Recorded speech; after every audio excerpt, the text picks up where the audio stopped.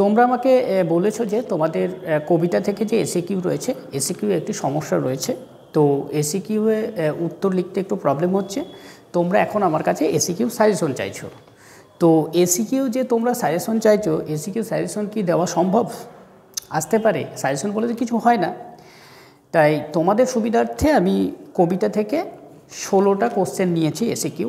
এই 16টা কোশ্চেন যদি তোমরা খুব ভালোভাবে পড়ো, এই 16টা কোশ্চেন একটু কঠিন কোশ্চেন, এই কঠিন কোশ্চেনগুলো যদি ভালোভাবে পড়ো তাহলে সোজা কোশ্চেনগুলো তোমাদের আর পড়তে কোনো প্রবলেম হবে না। এই 16টা কোশ্চেনের অ্যান্সার আমি হোয়াটসঅ্যাপ গ্রুপে পাঠিয়ে দেবো, ভালোভাবে পড়ে নেবে। কী বলা বোঝা গেল? অ্যান্সার আমি পাঠিয়ে দেবো, ভালোভাবে পড়ে নেবে। এবার ওখান থেকে যদি ভালোভাবে পড়ে নিতে পারো তাহলে দেখবে কবিতা থেকে তোমার আর কোনো প্রবলেম আসছে না।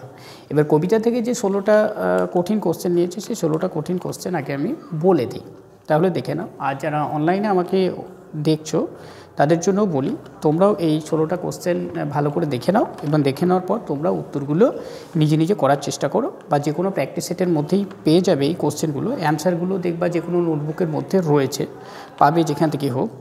তো চলো আমি এবার কোশ্চেনগুলো তোমাদের বলে দিই। এবার তোমরাও একটু কোশ্চেনগুলো শোনো, আমি এটা হোয়াটসঅ্যাপ গ্রুপে পাঠিয়ে দেবো, সেখান থেকে তোমরা নিয়ে নেবে। What is লেপ্রাসাইট?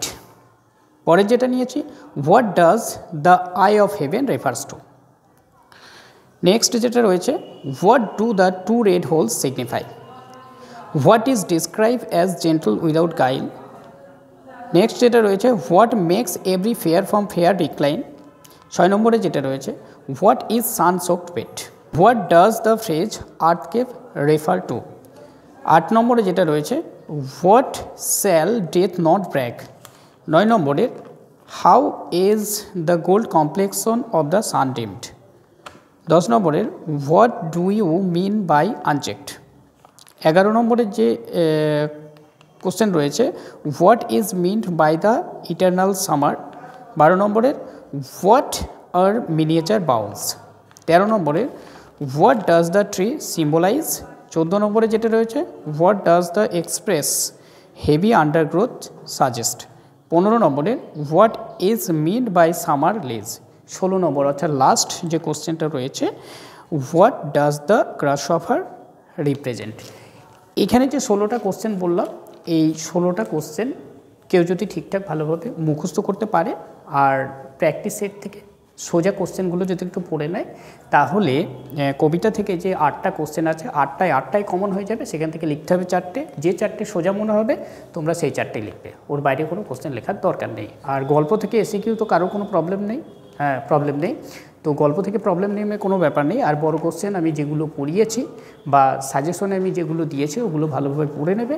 আর জেরক্সের যে সাজেশনটা রয়েছে, আমি জেরক্স করে দিয়েছিলাম, সেই সাজেশনের উত্তর সহ দেওয়া রয়েছে। তো উত্তরগুলো ভালোভাবে একটু দেখে নেবে, তাহলে আর কোনো প্রবলেম হবে না। আর প্রত্যেক দিন যেভাবে পড়া দিচ্ছি সেইভাবে যদি পড়তে থাকো, তাহলে দেখবে পরীক্ষা খাতায় 90+ নাম্বার কোনো ব্যাপারে নয়।